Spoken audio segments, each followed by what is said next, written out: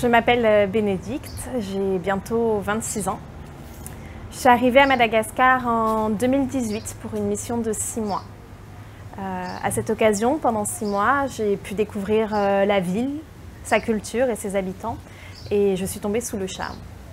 J'ai donc cherché à pouvoir rester et j'ai souhaité aussi pouvoir aider de façon plus concrète au développement de cette ville. Donc fin 2018, je suis arrivée à Cœur et Conscience en tant qu'assistante de coordination et aujourd'hui, j'ai eu la chance de pouvoir être nommée adjointe de coordination. Je peux dire aujourd'hui que j'ai trouvé un emploi dans lequel je me retrouve. Pour avoir travaillé sur le développement et particulièrement l'aide humanitaire, c'est toujours un petit peu controversé. Et je trouve que pour pouvoir travailler dans le développement, ça nécessite d'avoir une grande intelligence humaine. C'est-à-dire qu'on ne peut pas arriver avec notre culture, notre vision des choses dans un endroit où la culture est différente, où les gens sont différents. On a besoin de les écouter, de les comprendre pour pouvoir travailler avec eux et avoir un réel impact dans leur quotidien. Aujourd'hui, je me retrouve dans mon travail et je trouve que les actions de Cœur et Conscience s'ancrent justement dans cette démarche-là. Nous travaillons énormément en fait, avec nos bénéficiaires pour pouvoir atteindre l'objectif donc de participer au développement du pays grâce à la scolarisation des enfants, mais aussi grâce à leur protection.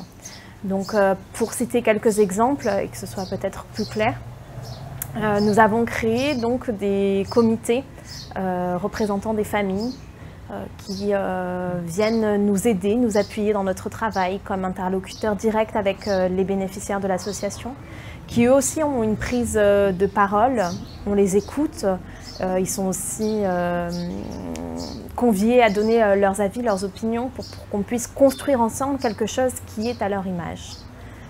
On a également créé le comité représentant des enfants qui là directement sont les enfants qui vont directement parler aux enfants pour promouvoir les droits et les devoirs.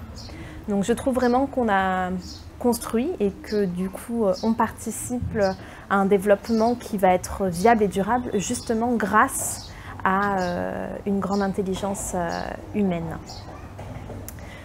Les valeurs qui pour moi me parlent le plus sont évidemment le respect. Je suis française et j'évolue dans un environnement qui n'est pas le mien, avec une culture différente. Même si parfois je ne la comprends pas, je dois évidemment vouer un respect à ces gens. Également la bienveillance. Je pense que si on travaille dans l'humanitaire, il est important de pouvoir être bienveillant, mais de façon également globale. Et évidemment la fraternité, la sororité, puisque Cœur et Conscience crée une communauté forte qui lutte ensemble, qui évolue dans la même direction.